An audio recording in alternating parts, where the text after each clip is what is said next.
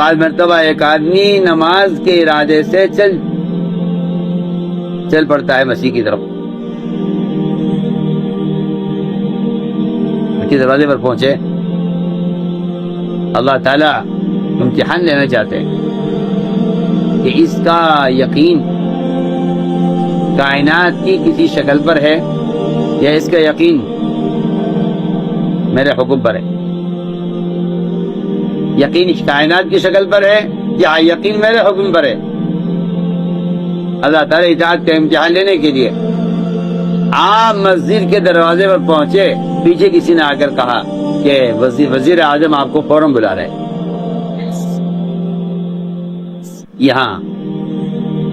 یہاں کہے گا کہ جماعت کی نماز تو سنت ہے، فرض تو ہے نہیں، اور حالات یہ ہیں میرے ساتھ ایک مجبوری آ گئی ہے کہ مجھے وزیر نے بلایا،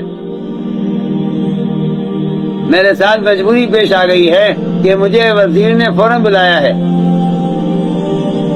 نماز قضا نہیں ہو رہی ہے، بعد پڑھ لوں گا، وزیر نے بلایا ہے، وزیر کی ذرا سے معلوم کر لیتا ہوں، اس نے بلایا ہے،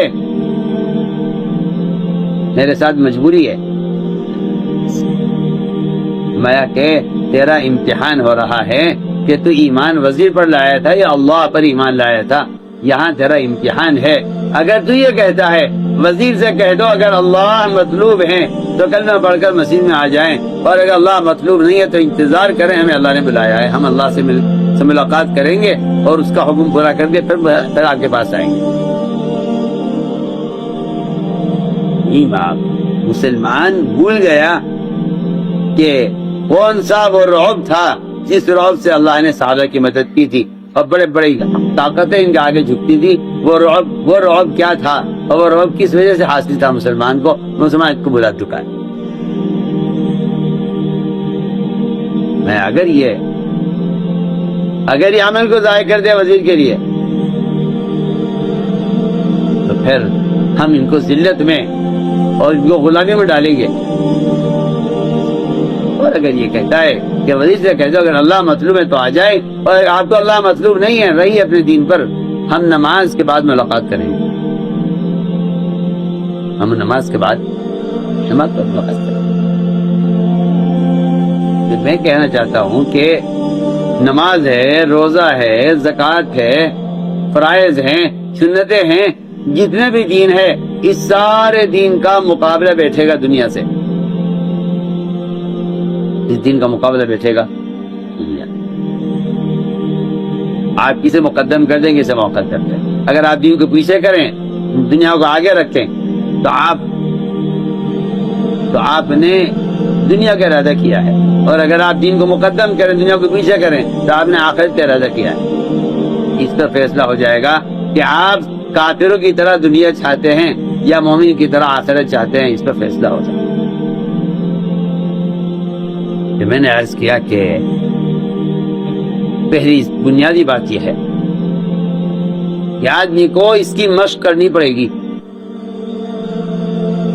ایسا نہیں ہے کہ عمل کے وقت کوئی تقاضا پیدا نہیں ہوگا، فرمایا کہ ہم عمل کے وقت تقاضے پیدا کریں گے، عمل کے وقت تقاضے لائیں گے، عمل کے وقت تقاضا لائیں گے، ہم ادھر دکان ادھر نماز، ہم تقاضا لائیں گے عمل کے وقت۔ ہم دیکھنا چاہیں گے کہ آپ کسے مؤخر کرتے ہیں، کسے مقدم کرتے ہیں۔ اس لیے میرے دوستو، بزرگانی کو، سب سے پہلی بات یہ ہے کہ عمل کی قوت کو بیان کرو۔ فرمایا کہ عمل کی قوت کے بیان کرنا اس لیے ہے تاکہ یقین شکلوں سے عمل کی طرف منتقل ہو جائے، یقین شکلوں سے عمل کی طرف منتقل ہو جائے،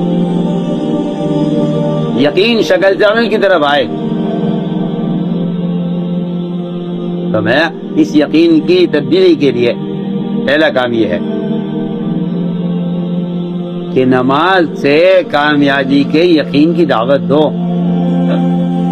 لوگ اعمال کی ترغیب دیتے ہیں، مگر اعمال کی ترغیب اسباب کی ترتیب کے بغیر، فرمایا اگر اسباب کی ترتیب کے بغیر آپ عمل کی ترغیب کی آپ عمل کی جو ہے کی رغبت دلا رہے ہیں اسباب کی ترتیب کے بغیر، تو فرمایا کہ پھر دونوں چیزیں یقین میں برابر رہیں گی۔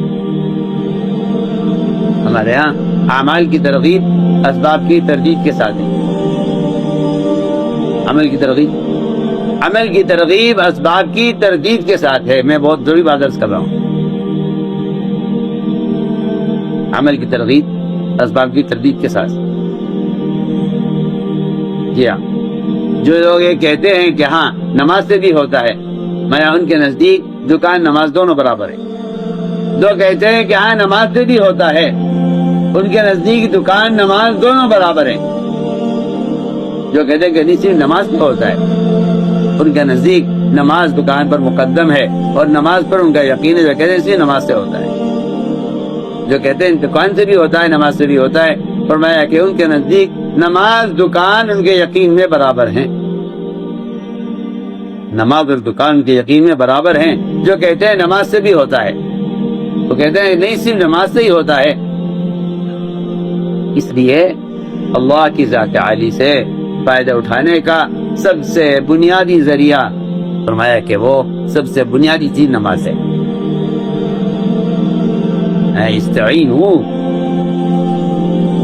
استعینوا بالصبر والصلاۃ، کہ اللہ کی مدد لو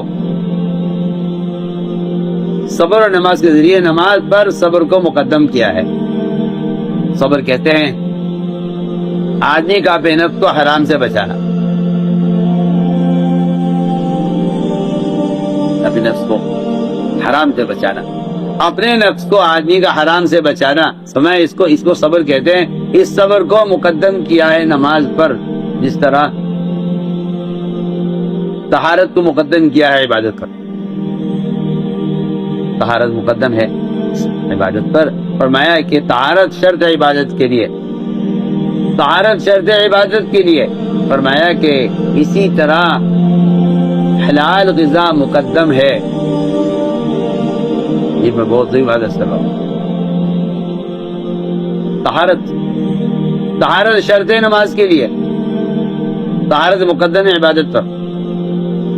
یا پہلے پاکی حاصل کیجئے پھر نماز ادا کیجئے۔ فرمایا اس طہارت کا تعلق صرف غسل وضو سے نہیں ہے، اس طہارت کا تعلق آپ کے بدن کے خون کے حرام سے پاک ہونے کا ہے۔ یہ اہمیت آپ کے بدن کے ظاہر کے پاک ہونے کی ہے، وہ اہمیت آپ کے خون کے غبن سے، سود سے، حرام لقمے سے پاک ہونے کی ہے۔ میں کہ طہارت نماز سے پہلے طہارت کا حکم ہے۔ طہارت کا تعلق صرف غسل وضو سے نہیں ہے، بلکہ طہارت کا تعلق آپ کے بدن کا خون پاک ہونا چاہیے عبادت کے لیے۔ اس لیے فرمایا استعینوا، قرآن نے استعانت کو جوڑا ہے عبادت کے ساتھ۔ استعانت کا تعلق اسباب سے نہیں ہے، استعانت اللہ سے مدد لینے کا تعلق اسباب سے نہیں ہے، اعمال سے ہے۔ اس لیے کہ آپ غور کریں گے قرآن میں کہ قرآن نے استعانت کو جوڑا ہے عبادت کے ساتھ۔ ایاک نعبد و ایاک نستعین، اے اللہ ہم تیری عبادت کرتے ہیں تو سمجھ لیتے ہیں۔ معلوم ہوتا ہے کہ استعانت کا تعلق عبادت سے ہے، اسباب سے کوئی تعلق نہیں ہے استعانت کا۔ اللہ سے مدد لینے کا تعلق عبادت سے ہے۔ میں پہلا کام یہ ہے کہ نماز پر یقین لاؤ، پہلا کام یہ ہے کہ نماز پر یقین لاؤ، نماز پر یقین لاؤ۔ اس یقین کی مشق کے لیے آپ کو اسباب ترک کر دینے پڑیں گے، اسباب ترک کر دینے پڑیں گے، اسباب ترک کرنے پڑیں گے آپ کو اسباب ترک کرنے پڑیں گے نماز کو مقدم کرنے کے لیے۔ اس لیے کہ جو لوگ اسباب کی رعایت میں عمل کو ترک کرتے ہیں، رفتہ رفتہ اللہ تعالیٰ ان کو عمل سے محروم کر دیتے ہیں۔ تو میں کہ عمل کو مقدم کرنے کی مشق کروں، کیونکہ یقین منتقل کرنا ہے سبب سے عمل کی طرف، یقین کو منتقل کرنا ہے، اس لیے سبب کو مؤخر کرنے کی مشق ہوگی۔ پہلی مشق ہے نماز پر، آپ سبب کو مؤخر کریں اور عمل کو مقدم کریں۔ دوسری بات یہ ہے کہ جب کوئی حاجت پیش آئے، فرمایا کہ کوئی حاجت پیش آئے تو آپ اگر جاننا چاہتے ہیں کہ آپ کا یقین عمل پر ہے یا سبب پر، تو آپ یہ دیکھ لیجئے کہ آپ نے مقدم کسے کیا ہے۔ اگر حاجت کے لیے اسباب کا خیال پہلے آتا ہے تو آپ کا یقین سبب پر ہے، نماز پر نہیں ہے، اور اگر حاجت پر نماز کا خیال پہلے آتا ہے تو آپ کا یقین نماز پر ہے، اسباب پر نہیں۔ آپ تو بات استعمال کی کر رہے ہیں، ہم خیال کی کر رہے ہیں۔ عمل تو بہت بات کی چیز ہے، سوال تو اس کا ہے کہ آپ کو حاجت کے ساتھ خیال کس کا آیا؟ نماز کے سبب کا۔ حاجت کے ساتھ آپ کو خیال کس کا آیا؟ سبب کا خیال آیا یہ صدقات کا خیال آیا؟ سبب کا خیال آیا یا صدقات کا خیال آیا؟ میں آپ سے مثال پیش کرتا ہوں۔ اللہ تعالیٰ کا نظام ہے، میں شروع سے عرض کر رہا ہوں کہ اللہ تعالیٰ نے کائنات کو دواؤں سے بھی بھرا ہے، کائنات کو دواؤں سے بھرا ہے۔ دوائیں دوا کے لیے، مرض کے لیے، جس طرح غذا بھوک کے لیے ہے، فرمایا اس طرح دوائیں امراض کے لیے ہیں، اور دونوں امتحان کے لیے ہیں۔ ادھر نے بھوک پیدا کی ہے، ادھر ہم بھوک پیدا کریں گے، ادھر حرام غذا پیش کریں گے۔ سنیے آپ، ادھر بھوک پیدا کریں گے، ادھر حرام غذا پیش کریں گے۔ ہم دیکھنا چاہتے ہیں کہ آپ بھوک کا علاج حرام غذا سے کرتے ہیں یا آپ بھوک کا علاج حلال غذا سے کرتے ہیں۔ ادھر بھوک، ادھر حرام غذا، یا ادھر بیماری، ادھر دوا۔ ہم دیکھنا چاہتے ہیں کہ آپ بیماری میں آپ دوا کی طرف پہلے جاتے ہیں یا آپ بیماری میں عمل کی طرف پہلے آتے ہیں۔ میں اس کی مثال پیش کرنا چاہتا ہوں۔ ہم نے اسباب بنائے اس لیے ہیں کہ ہم یہ دیکھنا چاہتے ہیں کہ آپ کا اپنا دوا کا تجربہ آپ کا پہلا قدم اللہ کی طرف اٹھواتا ہے، دوا کی طرف۔ ایک دوائیں تو ہیں جو دوائیں آپ کو ڈاکٹروں نے، اطباء نے، حکیموں نے بتائی ہیں، جس پر آپ کا پورا اعتماد ہے اور آپ کا پورا یقین ہے اور آپ کا پورا تجربہ ہے، اور آپ کہتے ہیں بہت اچھے ڈاکٹر نے بڑی اچھی دوا بتائی ہے۔ میں اس کے مقابلے میں عرض کرنا چاہتا ہوں، ایک تو آپ کو آپ کا طبیب ہے جو دوا بتا رہا ہے، میں کہنا چاہتا ہوں ایک وہ دوا ہے جو اللہ تعالیٰ بذات خود نبی کو بتلا رہے ہیں کہ نبی جی آپ یہ دوا استعمال کیجئے۔ سنیے تو صحیح، آپ ایک دوا وہ ہے جو آپ کو آپ کے طبیب نے بتائی ہے، آپ کو اس سے فائدہ ہوا ہے، اور آپ کو اس کے فائدہ ہوتے ہی آپ کا یہ پورا اعتقاد، یقین اور تجربہ آپ کا بن گیا کہ ہاں یہ والی دوا اس مرض کے لیے بہت مفید ہے۔ آپ خود بھی استعمال کرتے ہیں، دوسروں کو بھی آپ یقین دلاتے ہیں، لوگوں سے بھی آپ کہتے ہیں کہ بھئی یہ والی دوا استعمال کرو۔ اس کے مقابلے میں، اس طبیب کے مقابلے میں اللہ تعالی خود نبی کو دوا بتلائیں، بھلے کیا ضرورت ہے اس کی اللہ کو کیا ضرورت ہے کہ وہ نبی کو دوا بتلائیں؟ اللہ تعالیٰ نبی کے درد کو اور نبی کی تکلیف کو اپنے حکم سے پورا ٹھیک کر دیں، لیکن ہم انبیاء سے بھی دوائیں استعمال کرواتے ہیں یہ دیکھنے کے لیے کہ جن دواؤں سے ان کو کامیابی کا تجربہ ہو جائے، یہ اس کے باوجود ہمیں یاد کرتے ہیں، یہ دواؤں کو یاد کرتے ہیں۔ یہ ہم انبیاء کا امتحان لیں گے۔ اس میں بتائیے بس آپ انبیاء علیہ السلام کا دواؤں میں امتحان ہے۔ میں آپ کو مثال پیش کر رہا ہوں۔ عائشہ فرماتی رضی اللہ تعالی عنہا کہ حضور اکرم صلی اللہ علیہ وسلم اتنی دوائیں استعمال کرتے تھے کہ مجھے خود آپ کو دوائیں کھلا کھلا کر میں خود ڈاکٹر بن گئی تھی. مجھے اندازہ ہو گیا تھا کون سے مرض کے لیے کون سی دوا ہونی چاہیے.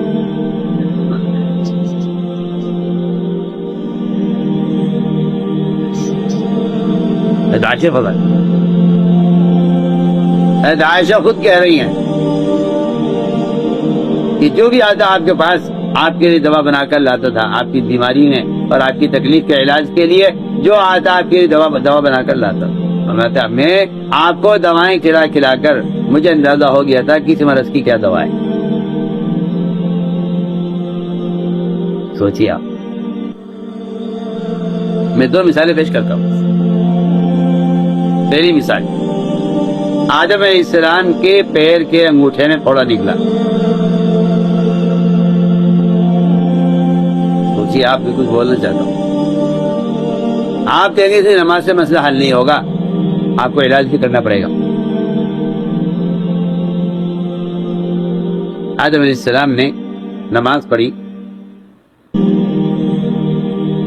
پیر کے انگوٹھے سے پھوڑا بجائے غائب ہونے کے ٹخنے پر آ گیا پیر کی جوڑ پر آ گیا. پھر نماز پڑھی پلی میں آ گیا. پھر نماز پڑھی گھٹنے میں آ گیا. پھر نماز پڑھی گول کی ناک پہ آ گیا. پھر نماز پڑھی سینے میں آ گیا. پھر نماز پڑھی گلے میں آیا. پھر نماز پڑھی تو سر میں آ گیا. بتائیے آپ.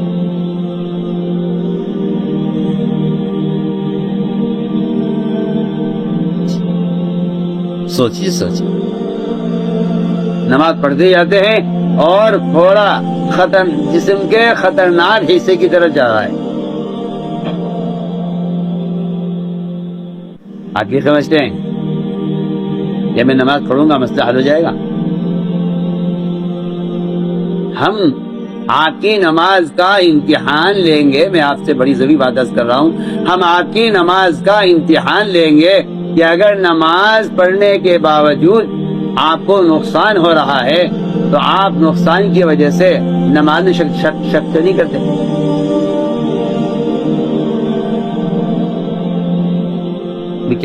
کیا بتاؤں.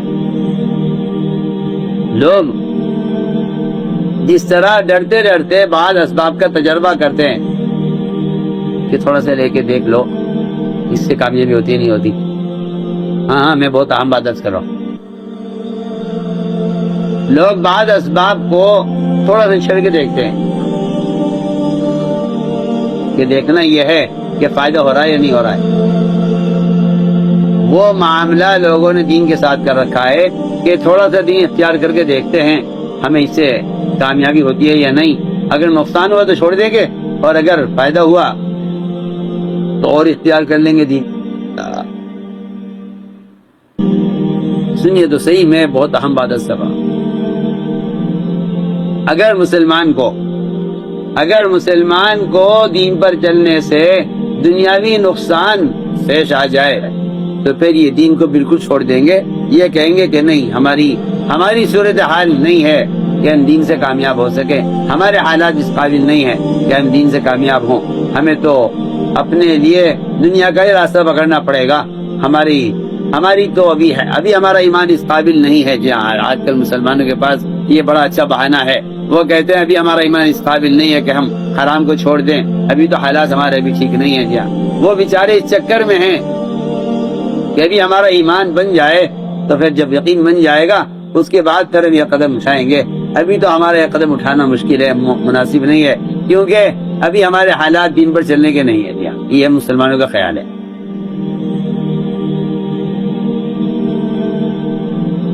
یہ دین پر چل کر دیکھیں گے. دین پر میں بہت کام کی بات آپ سے کر رہا. یہ دین پر چل کر دیکھیں گے. یہ دین پر چل کے دیکھو کیا ہوتا ہے اور تھوڑا سا دین اختیار کریں گے. اس تھوڑے سے دین پر اللہ رب العزت تھوڑا سا فائدہ کیا نہیں, تھوڑے سے دین پر تھوڑا سا نقصان لائیں گے.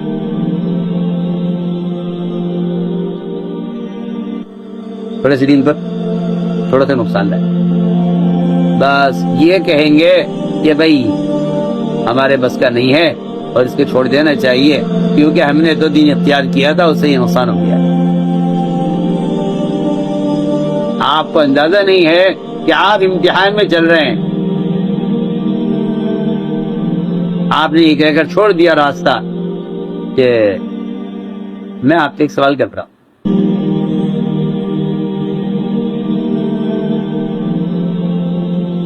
آپ کے پیٹ میں کینسر ہے، آپ ڈاکٹر کی خوشامد کرتے ہیں کہ ڈاکٹر صاحب آپ آپریشن کر دیجئے، تاریخ دے دیجئے۔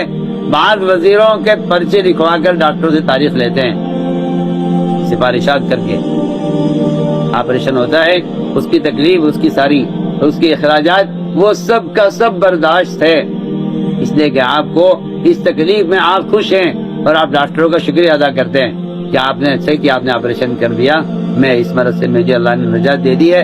آپ آپریشن میں ڈاکٹروں کا شکریہ ادا کرتے ہیں اور کہ اللہ تعالیٰ چھوڑا سا کوئی آپریشن کرنے لگے تو آپ سب سے پہلے دین کو چھوڑتے ہیں کہہ کر کہ نہیں میرے حالات دین پر چلنے کے نہیں ہے، دین سے میری دنیا کا نقصان ہو رہا ہے،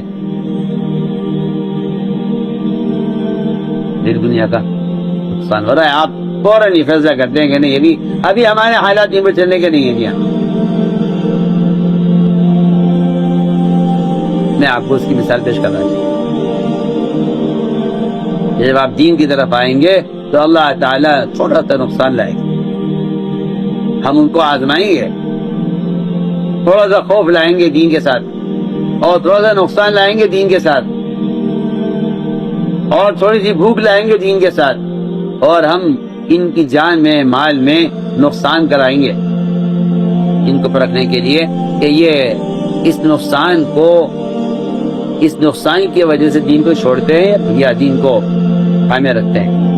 اس کی بھی مثال دے رہا تھا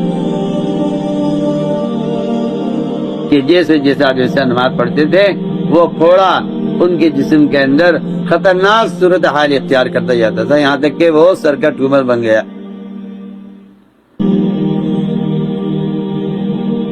ایک مرتبہ خیال آیا، ایک مرتبہ بھی کبھی خیال نہیں آیا کہ نماز کے پڑھنے سے مرض بڑھ رہا ہے کہ بڑا کرو، کیا بات ہے؟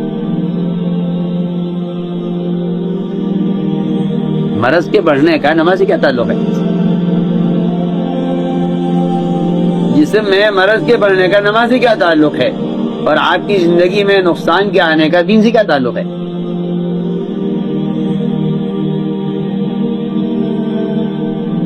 انسان تجربہ کر کے دیکھتا ہے، جس طرح لوگ اسباب کا تجربہ کرتے ہیں اس طرح لوگ آج کل دین کو اختیار کر کے دین کا تجربہ کرتے ہیں، دین کا تجربہ کرتے ہیں، دیکھیں کیا ہوتا ہے۔ میں اس کی آپ کو مثال پیش کر رہا کہ دوا اس کی ہے، دوا شفا کے لیے، دوا شفا کے لیے۔ اگر دوائیں شفا کے لیے ہوتی دنیا میں کوئی مریض دوا کھا کر بیمار نہ رہتا۔ میں پوری یقین کے ساتھ کہتا ہوں کہ اگر دوا شفا کے لیے ہے تو پھر بیمار آدمی بیمار نہ رہتا، وہ دوا استعمال کرتا ٹھیک ہو جاتا۔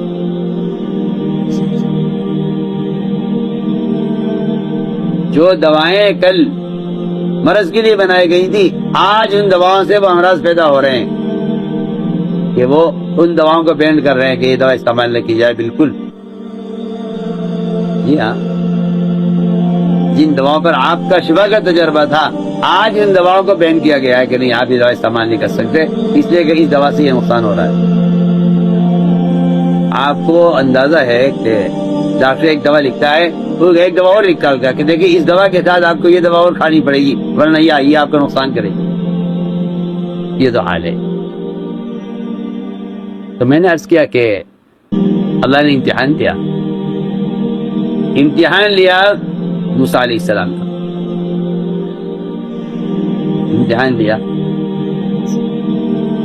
امتحان لیا موسیٰ علیہ السلام۔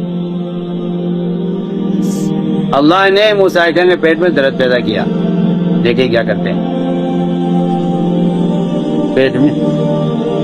پیٹ میں درد پیدا کیا، دیکھیں کیا کرتے ہیں۔ جب درد ہوا پیٹ میں تو اللہ سے کہا کہ اللہ میرے پیٹ میں درد ہے. اللہ سے کہا اللہ میرے پیٹ میں درد ہے. اللہ نے فرمایا کہ موسیٰ ریحان استعمال کرو. کیا ضرورت ہے اللہ کو ریحان استعمال کرانے کی؟ وہ قادر مطلق ہیں، وہ اپنے امر کن سے نبی کے پیٹ کا درد ٹھیک کر دیں. کیا ضرورت ہے نعوذ باللہ اللہ تعالیٰ کو کہ وہ پیٹ کا درد ٹھیک کرانے کے لیے ریحان استعمال کرنے کا حکم دیں؟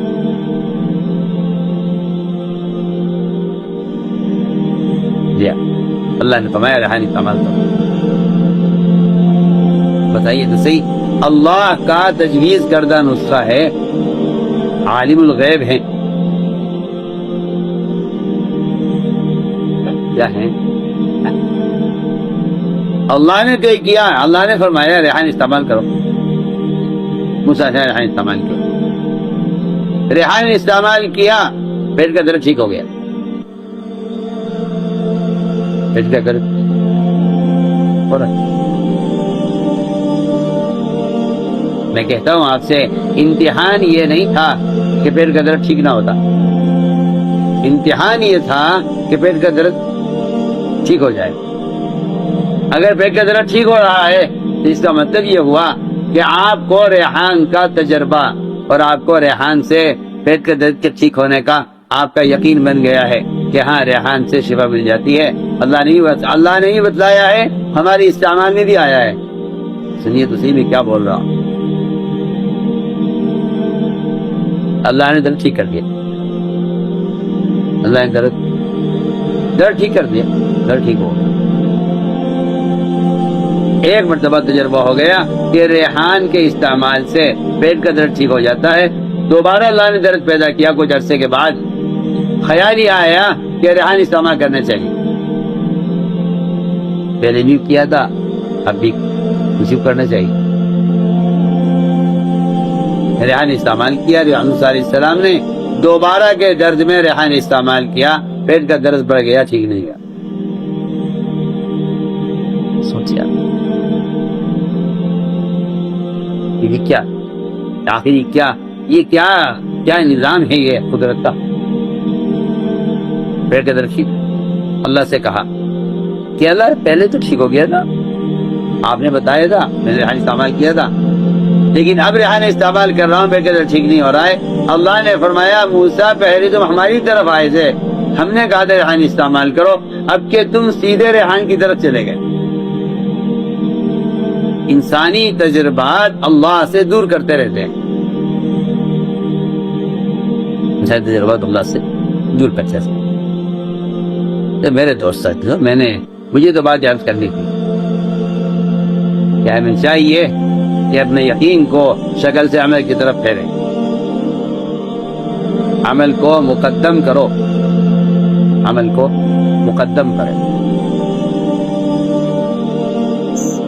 اس لیے فرماتے ہیں عبداللہ بن مسعود رضی اللہ تعالی عنہ، احملوا حوائجکم علی المکتوبہ، کہ اپنی حاجتوں کو فرض نمازوں کے لیے مؤخر کر دیا کرو.